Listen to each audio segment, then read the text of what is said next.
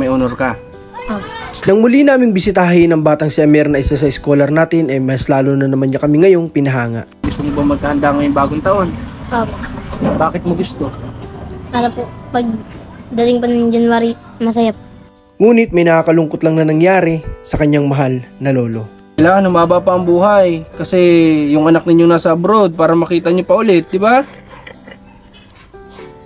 Huwag naiyak tayo. Basta ang hiling namin, magpalakas ka pa, ha? Magandang umaga po sa lahat ng viewers natin sa Facebook, sa YouTube. At ngayong araw po ay nandirito kami sa bilihan ng mga groceries. Dahil pupunta po natin ngayong araw si Amer at ang isa sa scholar natin. Kakamustahin natin sila at syempre dadala natin sila ng panghanda nila ngayong darating na bagong taon. Kaya samahan nyo kami ni Rans, pupunta tayo doon pala. Oh Amer, kamusta ka? Mabuti naman. Mabuti naman. Oh. Saan ka galing? Nag-ano ka? Nag-aanlaw. Naglalaba ka? Eh grabe.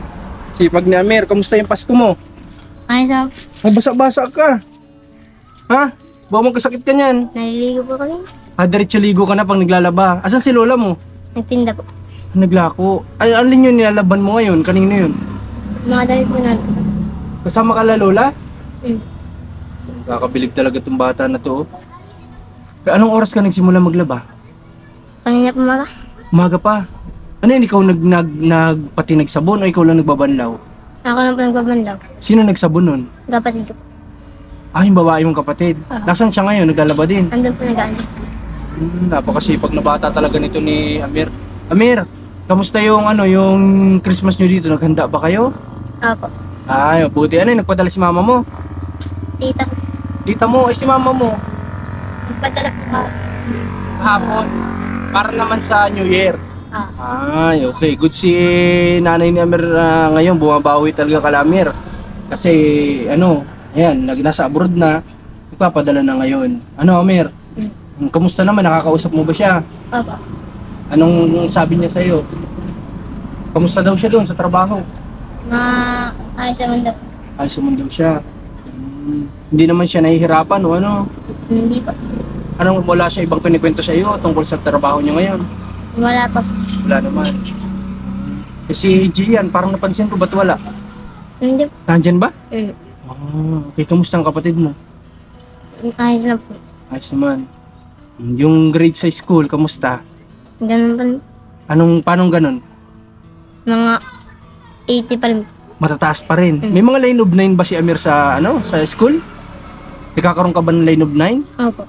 Meron din. Amir, na pag-isipan ko kasi kanina, bakit yung ibang estudyante, meron sila yung every gradings, meron silang nalalaman nila kung sila ay with honor o may ganun din ba sa inyo? Wala pa. Every grading? Wala pa. Paano nalalaman lang sa inyo ang kung may honor o ano? Pagtapos ng taon? Sinasabi po ng teacher namin. Every yun? Tuwing ano? Tuwing matapos na po ang quarter. Oh, okay yun nga. Ay, ikaw, kamusta? May honor ka ba? Hindi po. Ay, hindi pa siya nasabi. Hindi pa. Okay. Pero nakailang grading na kayo? Pangalawa lang po ngayon. O, paano nung unang grading? Wala bang nabanggit sa iyo? Na Wala. kung honor ka o ano? Wala pa na bang... Walang nabanggit. Pero alam mo kung sino mga honor sa klase mo? Hindi. Hindi rin nila alam. Mm. Okay, baka hindi lang binabanggit ka Amir. Pero dapat kasi binabanggit yun, di ba? Dapat sinasabi sa inyo para, halimbawa, gaya nga nasabi ni Rans, halimbawa ngayon second honor ka, ngayong first grading, mas pagpupursigahan mo yun sa susunod ulit kasi syempre, maaaring bumaba ka, maging pang fourth ka na lang, ganun, di ba? Pero ikaw sa tingin mo, kung may honor ka. Oh. Meron. Ano yan kasi si Amir, mga kalingap, kapag tinitingnan namin yung grades niya, talagang matataas po. Kahit noon pa, yung mga grades niya na nakikita namin, ang tataas po ng grades ni Amir, hindi bumababa. Ngayon, grade 6 ka na. Oh. Kunting panahon na lang, mag-first year ka na, di ba? May plano na ba si mama mo para sa pag-aaral mo? Anong sabi sa'yo? Wala pa po sinasabi. Okay lang, kasi dito naman sila Kuya Marcos, di ba? Diyan naman si Tita Jo. Andito kami na nagtutulungan para sa pag-aaral mo, ano? At ang gusto lang naman ni Tita Jo ay yun, bas pagbutihin mo pa yung pag-aaral mo, di ba? Si Lola, kamusta? Kamusta si Lola mo? Ayos na. Yung paglalako, kamusta? Ganun pa rin po. Paanong ganun? Minsan po, sinasamahin ko po. Sinasamahan mo siya Pag wala pong gawa. pag walang gawa. Ito bang Amer, paglalaban na ito, matagal mo na, kumbaga, sanay ka na sa gawain ganito? Apo. Akala ko kasi dati ang nilalaban lang ni Amer, yung mga damit mo. Pero hindi pala, pati pala yung kala Lola. Apo. Kasi si Lola matanda na, no? Hindi naman na kaya maglaban ni Lola, di ba? Apo. Okay, ngayong New Year, ay may nakareserba na ba kayong panghanda? Wala pa po. Wala pa. Pero ikaw, tatanungin ko, gusto mo ba magkahanda ngayong bagong taon? Apo. Bakit mo gusto? Para po, pag dating pa ng January, masaya po. Masaya. Kasi, sino ang nandito muna, Amer, sa inyong bahay ngayon? Ate ko po, tapos po sila Lolo. Si Lolo, si Lola, ate mong isa? Tapos po yung kapatid si ko. Gian. Okay, di ilan din kayo magsasalo-salo, ano? Dapat talaga may handa kayo. Ano? Okay, kaya ngayon, bago tayo magpatuloy, bibigyan mo na ni Kuya Rans yung panghanda ninyo. Ha? Okay, kukunin ni Rans yung panghanda mo. Ayan, Rans, kunin mo yung panghanda ni Amir. At para masaya daw sila ngayong darating na bagong taon. May gusto ka bang sabihin kay Tita Jo? Meron. Anong gusto mo sabihin? Maraming salamat po sa binibigyan nilang tulong. Okay. So, kami din, nagpapasalamat din kami kay Tita Jo kasi hindi niya tayo pinabayaan sa pagtulong dito kay Amer sa pag-aaral. Maraming salamat po sa inyo. Okay, ngayon, buksan natin ito, Amer. Okay lang ba? Lagay ko muna itong bag ko dito. Buksan natin. Kung ano laman na ito. Sige, lagyan natin dyan.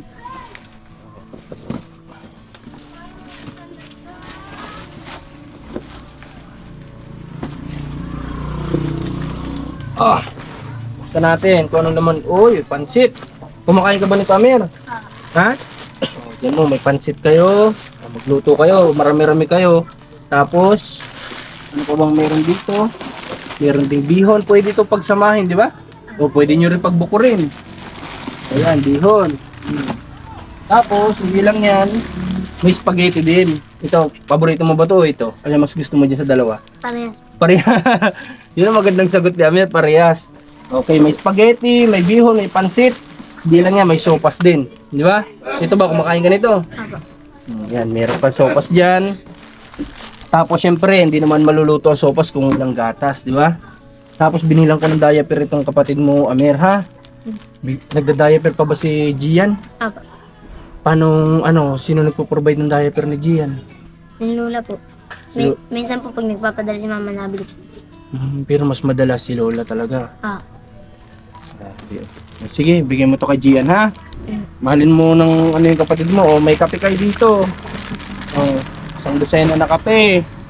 Tapos, may mga cupcakes din para kay Gian sa iyo din, ano? Bigyan mo si Gian, pakakainin mo siya, ha? Para malumakas yung kapatid mo. O, yan. Yan, Amir. Pagdating ni Lola mo, sabihin mo sa kanya na ito lutuin niya, ano? Marunong ba magluto si Lola? Kaya pa ba magluto? Apo. Nung Pasko, sino nagluto? Lola. Si Lola pa rin. Si ate mo, may alam bang marunong ba magluto si ate mo? Apo. Marunong naman. Sino mas marunong? Si ate mo, ikaw? Dati. Si ate. Kasi babae si ate ay. Pero si Amir, may mga alam po itong luto, di ba Amir? Ano yung mga alam mo luto? Sige nga, sabihin mo. Mga gulay po, tapos mga pagkain na kanin. Kanin. Sa gulay, iba't ibang klaseng gulay yon. Ano yung pinaka-paborito ni Amir na gulay? Bakbit. Bagay pala kayo magkasama ni Commander, mahilig kayo sa pinakbit. Okay, pinakbit ang paborito ni Amir kasi napakasustansya. Kaya pala matalino tong bata, mahilig din pala to sa sa ganyan na pagkain sa gulay. Okay. Ngayon Amir, pasok mo muna to, tapos gusto kong tingnan yung ginagawa mo dun. Okay lang ba sa'yo? Ha? Sasama kami sa'yo sa paglalaba mo. Ano, okay lang sa'yo? Okay, sige. Ilagay muna natin dito, tapos pasok mo sa loob, ha?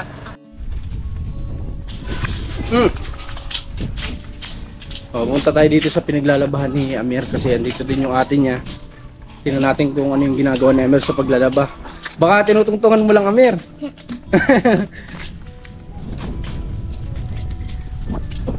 Dito ang layo ng labahan nila kasi dito lang yung may balon. Hindi naman po kasi dito uso ang poso. Sa Manila lang yun kadalasan. Dito talagang puro balon lang dito ang pinaglalabahan.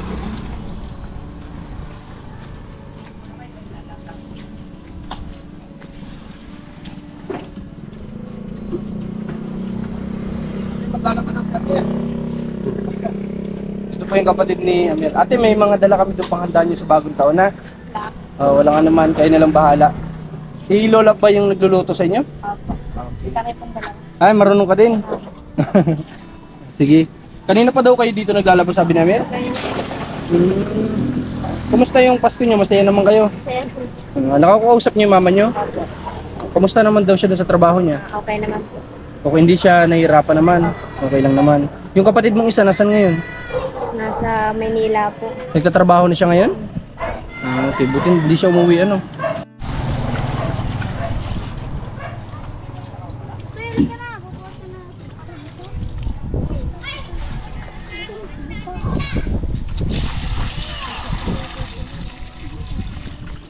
Amir, ganito, okay lang ba napuntahan ko si tatay mo doon, si Lolo?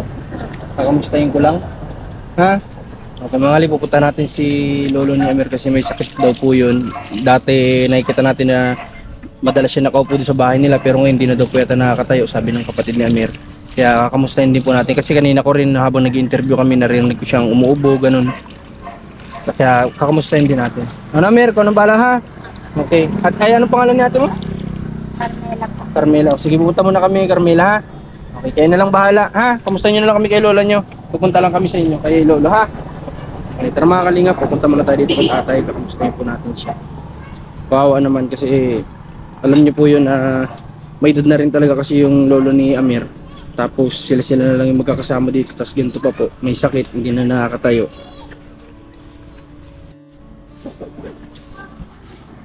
Tara, pasok tayo dito. Gian! Oh, nakakawa po ito pag wala dito sila lola ni Gian. Tay! Kamusta ka na, Tay? Ito, higa. Sabi na hihina ka na daw. Di nun. Sabi hindi ka na daw po nakakatayo. Katayo pa. Katayo ka pa. Kalakad-lakad ka doon. Kaya malamig. Palakas ka pa, Tay. Ha? Kaya ng gulay, ha? Kailangan niyo pa pong lumakas. No? Kailangan humaba pa ang buhay. Kasi yung anak ninyo nasa abroad para makita niyo pa ulit, di ba? Huwag naiyak, Tay. Basta ang hiling namin, magpalakas ka pa, ha? Sa isang araw, Tay, kailan ba? O mamaya, dadaan ako dito, mamila akong gulay, ha? Para lulutuin ni nanay. Iyak si tatay. Palakas ka, Tay, ha? Di kami sanay na nakikita namin nakahiga ka, eh. Sanay kami nakikita ka namin doon ka sa labas. Hindi na nabigay. Ha? Basta magpalakas ka pa, Tay, ha? Tas pray din ano, tatay? Para haba pa ang buhay, ha? May mga panghanda akong dala po ninyo para may salo-salo kayo bagong taon, ha? Sana masaya kayo sa bagong taon. Ang tatay? Hindi mo. Salamat. Okay, walang anuman, tatay. Palakas ka po. Nakawas tatay. Mapunta na din po kami, ha? Okay po, tatay. Huwag ka na iyak, Tay. Pakatatag, ha, tatay? Okay po. Bigat-bigat po ito sa dibdib kasi kabait po kasi yan si tatay, yung lolo nila Amir, napakabait po niya na tao. Kita niya naman sa kwento ng mga kapatid nila ni Amir siya yung nagsakripisyo ng lahat para po sa pamilya na ito. Talagang nanghina siya dahil sa kakatrabaho. Kumbaga lahat niya ginawa para dito sa Kalamir para lang mapag-aral yung mga kapatid ni Amir. Siya nagpaaral nun, pati yung mga anak pa niya siya din na nagsusuporta. So ayun, sana pag-pray natin yung lolo ni Amir na lumakas pa at tumaba po ang buhay. At maraming salamat ulit kay Tita Jo sa pagsuporta po. Muli po, advance Happy New Year sa lahat. Maraming salamat sa cameraman natin si Rans. Suportahan nyo din Commander ni Marcos TV Channel. God bless po sa inyo lahat.